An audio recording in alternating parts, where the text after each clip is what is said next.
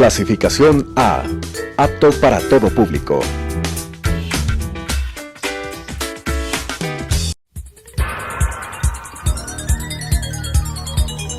Las opiniones vertidas en este espacio por la producción y dirección del programa son de exclusiva responsabilidad de sus autores y de quienes intervienen en ellos.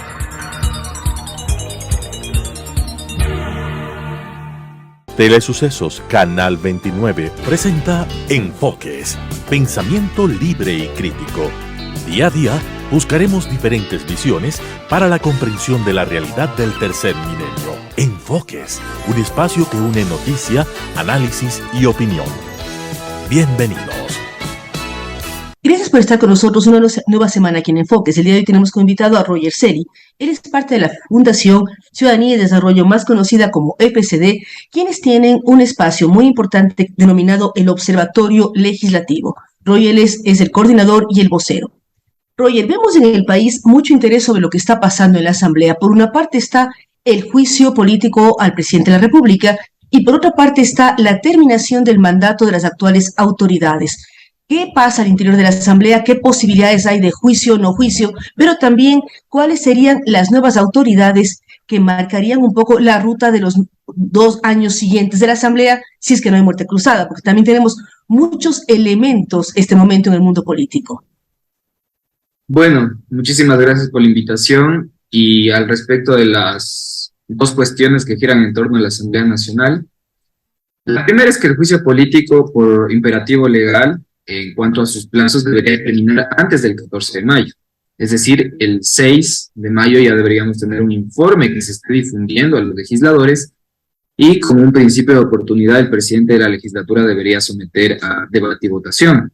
¿Por qué? Porque el 14 de mayo también, por imperativo legal, la Asamblea Nacional debe renovar sus autoridades. Entonces, como observatorio legislativo, pensando en la institucionalidad de la legislatura, creemos que los plazos se deben respetar y que estos 2 momentos políticos no se deben mezclar. Sin embargo, si vemos ya en la coyuntura política, es algo que se está manejando, entre comillas también se está negociando, en donde pues los votos a favor o en contra del juicio político podrían determinar también cómo se conforman las comisiones del Comité de Ética y sobre todo el Consejo de Administración Legislativa. Ahora, no existe la normativa o el estilo de manejar la legislatura si lo manejó inicialmente Pachacutic. Todos conocemos lo que sucedió, que subió el señor Saquicela, y este momento no tocaría a otro de los bloques el manejar la Asamblea. ¿Qué ocurre con esto o depende de la votación que consigan uno u otro candidato, asambleísta, hombre o mujer, que decida ser presidente o que opte por la presidencia y ser miembro del CAL además? Yo pienso que no es un tema de turnos, más bien es un tema de mayorías. En este caso, cuando se eligió Guadalupe Llori, vimos que difícilmente, pero se logró conformar una mayoría desde el oficialismo, con el apoyo de Pachacutic también y de otras organizaciones políticas. Luego pasamos al otro lado de la balanza, en donde hay una mayoría de oposición, que tiene los votos suficientes, nada más se necesitan 70 votos para lograr conformar el Consejo de Administración Legislativa y sobre todo captar la presidencia de la Asamblea Nacional. La carta que se está mencionando, por ejemplo, es la reelección del presidente Saquicela o la elección de la asambleísta Marcela Holguín de UNES. Hay otras cartas de otras organizaciones políticas que, sin embargo, pues no han tenido mayor, posición en la opinión pública al respecto de... Es decir, los más opcionados son la reelección de Saquicela y la señora Holguín de UNES. Esos son los que mayor opción tendrían. ¿Y cuál es la posición, Roger, internamente del presidente actual de la Asamblea frente al juicio político? Porque la posición de UNES la conocemos todos con claridad. ¿Y qué bloque lidera el señor Saquicela? Porque también hay que analizar a quién representa el señor Saquicela, actual presidente de la Asamblea, al interior de la Asamblea. Muchas gracias por la pregunta. Esto me permite decir una preocupación que nosotros tenemos como Observatorio Legislativo. No parece, pero en la legislatura hay más de 20 legisladores independientes de una bancada que pueda generar alguna directriz al respecto de una votación. 20 legisladores que en todas las votaciones están marcando una mayoría móvil hacia una decisión oficialista o hacia una decisión de oposición.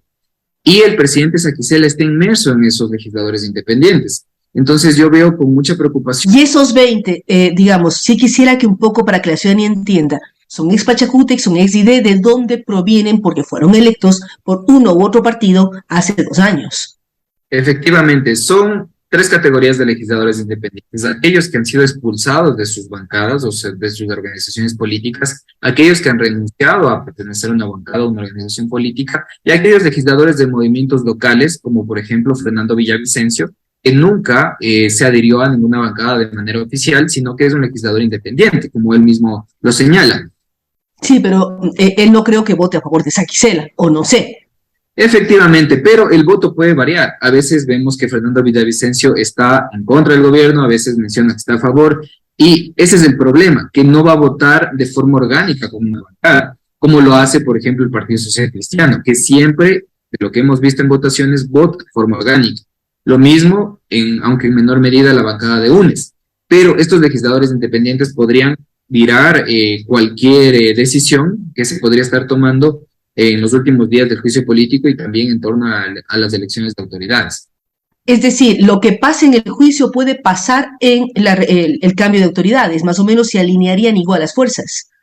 Efectivamente, pero preocupa también que hemos visto decisiones como, por ejemplo, la votación de la última reforma a la Ley Orgánica de Educación Superior que se archivó, en donde legisladores oficialistas también votaron a favor del archivo. También vimos otras votaciones en las cuales legisladores que dicen ser parte de la bancada de gobierno del Acuerdo Nacional, que son 13 más los 12 de Creo, y que también han votado con la oposición. Entonces, la legislatura desafortunadamente no tiene una marcada posición ideológica al respecto de determinadas decisiones de leyes, de fiscalización y demás. Y esto se debe a que no existe la obligación, por ejemplo, en Ecuador, de pertenecer a una bancada, como sucede en España, por ejemplo, en donde no hay legisladores independientes, o también legisladores que se han declarado independientes ya no pueden volver a optar por una candidatura, digamos, para llegar a la legislatura. Acá en Ecuador, cualquiera puede declararse independiente y eso está siendo un problema. Es decir, allí vemos una serie de elementos y los independientes pueden decidir a su criterio personal, por decirlo así, qué opción toman. Ahora, de lo que ustedes han hecho en el Observatorio Legislativo, Roger, ustedes miran quiénes asisten, quiénes no asisten, quiénes votan, quiénes no votan. Si uno compara esta asamblea con las anteriores, ¿cómo ha sido el trabajo de la asamblea actual? Que muchos dicen es la más complicada, la menos eficiente, hay una serie de comentarios, pero ¿qué hacer con una comparación real con otros momentos? A ver, hay 3 indicadores clave. El primero es la legislación. Esta Asamblea Nacional ha producido leyes como otras legislaturas, es decir, se ha mantenido en el promedio. 15 leyes al año se aprueban en la legislatura, se presentan alrededor de 300 proyectos de ley. Es decir, es normal, ni más ni menos. Al respecto, ¿Y el Ecuador necesita 15 leyes al año? ¿El Ecuador necesita más leyes o necesita que los ciudadanos conozcan las leyes y las respeten? yo creo que el Ecuador necesita leyes oportunas. Por ejemplo, les pongo el caso, la ley para beneficiar un poco y reactivar la economía en Manabí y Esmeraldas después del terremoto fue aprobada después de 5 años. Esa no es una ley oportuna. La Es ley, inoportuna y por lo tanto pierde eficiencia. efectivamente, y tampoco el Ejecutivo, de lo que hemos visto, ha emitido todos los reglamentos necesarios para las leyes que va aprobando la legislatura. Por ejemplo, se aprobó una ley de protección de datos personales, que es una ley delicada para el estado actual del Ecuador. Tenemos riesgo de que nuestros datos personales se filtren o sean mal utilizados. Y el Ejecutivo no ha entregado un reglamento de protección de datos personales y tampoco ha creado la Superintendencia de Protección de Datos Personales. Entonces, la Asamblea Nacional puede crear las leyes que sean necesarias, pero si es que no tiene el complemento con la política pública, eso difícilmente va a ser efectivo. Eso en materia de legislación. De legislación. Ahora, en materia de fiscalización, existe, diría yo, si comparamos con la anterior legislatura, 2017-2021, una mayor diversidad en materia de fiscalización. ¿Por qué?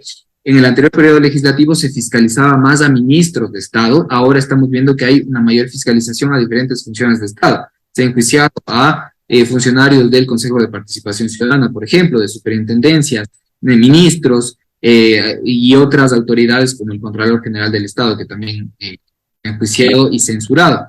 Entonces, hay una diversidad en materia de fiscalización. Tenemos 18 procesos de juicio político que se han llevado a cabo en la Asamblea Nacional, y en la anterior legislatura tuvimos alrededor de el mismo número, ¿no? Pero acá hay mayor diversidad.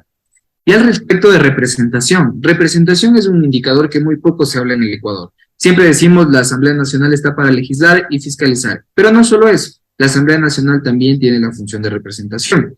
¿Cómo representa la Asamblea Nacional a los ciudadanos? Pues con las decisiones que se toman en el pleno de la Asamblea, y ahí nosotros tenemos un indicador preocupante, y es que de las 606 votaciones que se han realizado en el pleno, el 36% de las votaciones son para aprobar acuerdos y resoluciones. Estas resoluciones de declarar el Día del Mazapán, de declarar el punto más cercano al sol. El Día del Bizcocho, ese tipo de cosas generan más risa o sonrisas en la población que apreciación o admiración a la Asamblea. O sea, dicen, no, está bien.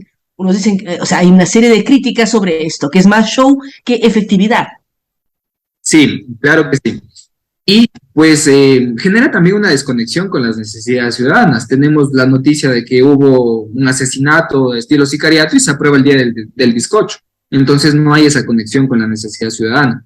Y tenemos un 32% de esas 606 votaciones dedicadas al procedimiento parlamentario. Si sumamos, tenemos más o menos un 66% de decisiones que no están apegadas a aprobación de leyes o a fiscalización y control político. 22% de las votaciones se dedican a aprobación o archivo de leyes y el 10% apenas a fiscalización y control político. Entonces, este dato nos da un indicador de cuál es el interés de la agenda legislativa en el Pleno al respecto de las decisiones del país. Y como vemos, están muy alejadas de las funciones que tiene la Asamblea Nacional. En todo esto de las funciones, el tema de la legitimidad, de la aceptación del vínculo con la población, ¿qué es lo que falta? Porque se habla que hay muchas casas legislativas en provincias, que los legisladores al menos 1 o 2 días de la semana hábiles están en sus provincias. ¿Cuál es el vínculo y cómo recogen el sentir de los diferentes sectores? Y cómo hacer además que no tramiten cargos opuestos, porque sigue siendo esto el fantasma que está y las críticas tan fuertes hacia la legislatura.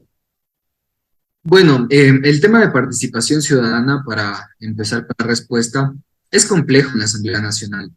Son 137 legisladores que buscan generar o levantar insumos de sus provincias, de las ciudades capitales y demás, pero yo creo que hay un problema específico, y es que estos insumos no se trasladan necesariamente a la normativa, porque no se ejecutan procesos de co-creación. Lo que se hace en mayor medida es socializar lo que ya está hecho.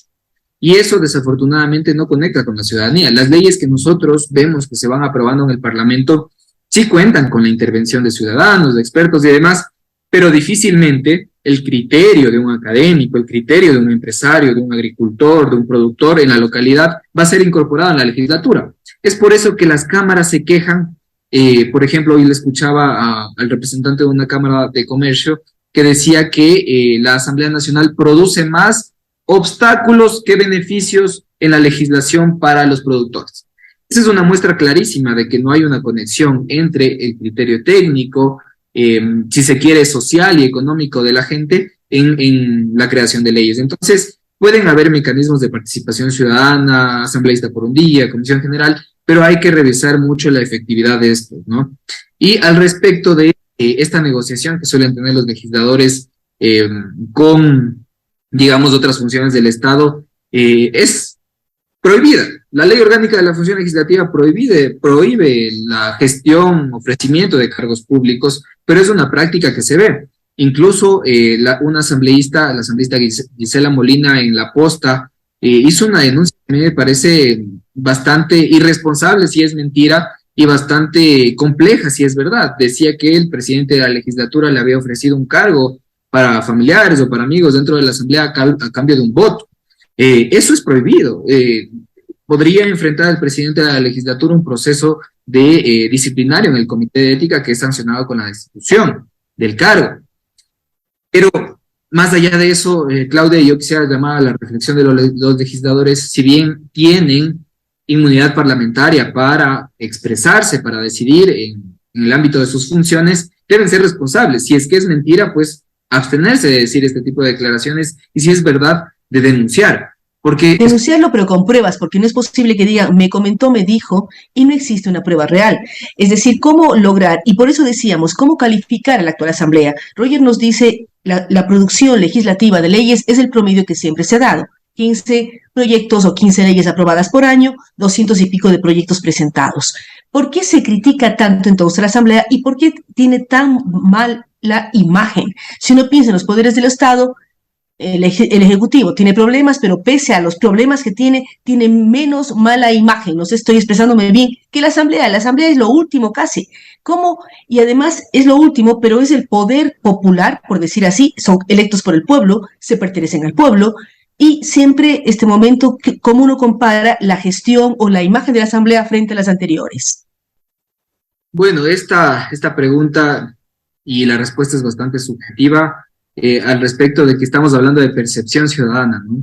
No corresponde en muchos casos a la realidad de lo que hace la legislatura. Y hay tres respuestas. La primera es que desafortunadamente los partidos políticos que están representando en la Asamblea Nacional no han logrado procesar demandas ciudadanas. En segundo lugar, desafortunadamente la Asamblea Nacional es un cuerpo colegiado. Como cuerpo colegiado se ve afectado por la acción individual de 2 o 3 legisladores. Siempre nosotros solemos decir que quizá la totalidad de la Asamblea Nacional no es mala, pero sí hay un porcentaje importante de legisladores que minan la confianza y credibilidad de la legislatura, ¿no? Y finalmente, sin que esto sea una excusa, pero a nivel mundial los parlamentos, y al menos en Latinoamérica, no gozan de la confianza ciudadana, porque justamente en los parlamentos es donde confluyen las distintas ideologías, los distintos puntos de vista, y desafortunadamente cierta parte de la población puede ser beneficiada o puede ser, digamos, complicada al respecto de las decisiones que toman los parlamentarios. Y el dato preocupante es que, según el Latinobarómetro, en los últimos 10 años, los poderes legislativos latinoamericanos no han superado el 30% de confianza y credibilidad. Es decir, por más actividades que se hayan hecho en torno a la legislatura, este indicador no se supera. Y hay que mirar no solo al poder parlamentario constituido, sino a los partidos políticos y cómo estos están seleccionando, por ejemplo, sus cuadros y cómo los partidos políticos están levantando y procesando la demanda ciudadana. Es decir, es un análisis profundo en donde se involucran varios temas. Cómo los partidos políticos están formando a sus militantes para que en un momento dado puedan ser candidatos a una legislatura y puedan ganar una elección, sea legislatura nacional o legislatura provincial, porque uno tiene que pensar también en los consejos cantonales, cómo nos están representando en los consejos, que es la autoridad mucho más cercana a un concejal. Del trabajo del Observatorio Legislativo, Roger, ¿qué datos arrojan? ¿Cuántos asisten, cuántos no asisten? Porque también eso a veces queda dudas sobre la presencia y participación de los legisladores, cuando hemos visto sobre todo las críticas de la propia Comisión de Fiscalización que no logra conseguir los quórums requeridos por más que pida que asistan a nivel presencial y no a nivel telemático o digital como la entrevista que estamos haciendo ahora. La Asamblea Nacional actualmente tiene varios mecanismos para siempre ocupar la curul. Es así como llamamos nosotros a nuestro indicador de ocupación de la curul. Y cuántas veces el legislador principal y el suplente están presentes y votando. Y hay datos también que espeluznan a veces a la ciudadanía. Vamos con lo mejor, digamos, para no ir con las malas noticias. Hay legisladores que sí asisten bastante. Por ejemplo, hay 5 legisladores que han asistido más del 98% de las votaciones, que son Ana Herrera de UNES, Gustavo Mateo de UNES, Darwin Pereira, Independiente, ex-PK, Yajaira Urresta de UNES y José Agualzac. Son los que más han asistido en estos 2 años casi ya de gestión de este Parlamento. Pero hay también quienes no han asistido y tampoco han enviado a su suplente, con lo cual nos preguntamos cuál es el fin de que haya un suplente, si es que la curul va a quedar vacía. Tenemos en primer lugar a Ana Belén Cordero, que tiene el 78-17% de asistencia, Elina Narváez el 78-02%, Solanda Plúas del PSC 79-61%, Eitel Zambrano 80-05% y Dayana Pazley el 82.11%. Estos son los que menos han asistido. Ellos son los 5 legisladores que menos han asistido y que tampoco han enviado a su suplente. Es decir, ahí deberían responder y deberían explicar con una justificación qué pasó, por qué no están y sobre todo por qué no dejan actuar a su suplente. Sí, puede ser que haya motivos justificados y válidos al respecto de por qué no han asistido. Por ejemplo, hay embarazos, hay periodos de maternidad, por ejemplo, hay enfermedades, hay pérdida de familiares. Entendible. Pero la legislación establece que la curul no puede quedar vacía y para eso existe el legislador suplente o el alterno. Si es que el suplente no está disponible, hay enseguida un alterno que ha obtenido una votación alta que puede ser titularizado también, principalizado, perdón. Entonces, la curul nunca debe de quedar vacía. Esa es la reflexión que yo les invito a los ecuatorianos, porque elegimos un representante para que cuando hay una decisión en el pleno de la Asamblea Nacional haya el voto, sea sí, no, blanco, abstención, pero que haya una decisión. Ahora, del análisis de Roger, para terminar, va a darse muerte cruzada? ¿Qué va a ocurrir? ¿Cómo más o menos tener alguna certeza del futuro cuando el Ecuador se ha convertido en un país de incertidumbres, fundamentalmente en el tema político? Sí, yo coincido con que no está claro el panorama al respecto de lo que va a pasar con el presidente de la República. Desafortunadamente, la ley en este caso jugó en contra, debido a que el Pleno de la Asamblea Nacional tiene la última palabra. Es decir, ya no los argumentos como antes solía ser en la Comisión de Fiscalización, en donde se desestimaban pruebas y demás, y se podía archivar un juicio político, ahora ya no.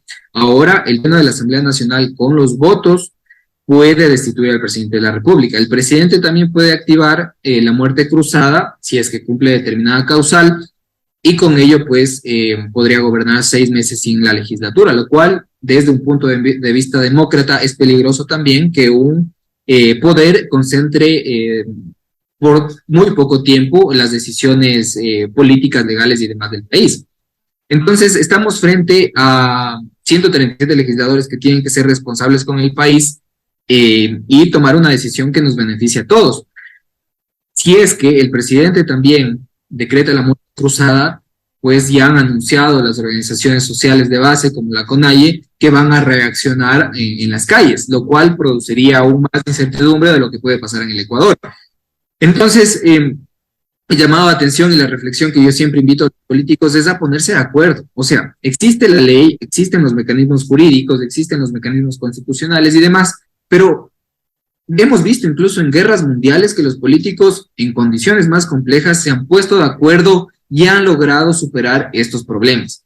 Ponerse de acuerdo significa que uno de los lados debe ceder en algún tema y con ello avanzar, porque de lo contrario estamos ya más de 5 años en el país con una incertidumbre en donde la gente no puede seguir desarrollando sus actividades de forma normal. La sociedad civil, los pequeños empresarios, los grandes empresarios, los ciudadanos viven con la incertidumbre de lo que podrá pasar y tampoco estamos avanzando en desarrollo humano y desarrollo de la institución como país. Estamos viviendo una crisis de seguridad, crisis ambiental, estamos viendo que la minería irresponsable está avanzando y no se están tomando decisiones. Nos hemos enfocado, y aquí el programa se llama Enfoques, nos hemos enfocado en el problema político, pero no hemos resuelto la demanda ciudadana, ¿no? Entonces la invitación es de enfocarse en resolver las demandas ciudadanas, que para eso está la política.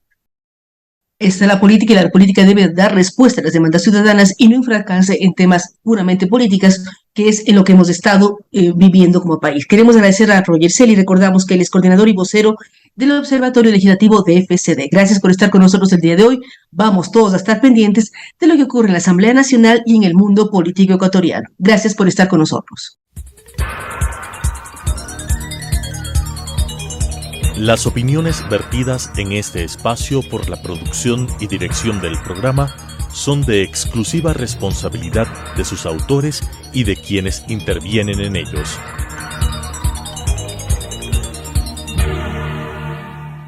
Telesucesos Canal 29 presentó Enfoques, pensamiento libre y crítico. Día a día buscaremos diferentes visiones para la comprensión de la realidad del tercer milenio. Enfoques, un espacio que une noticia, análisis y opinión.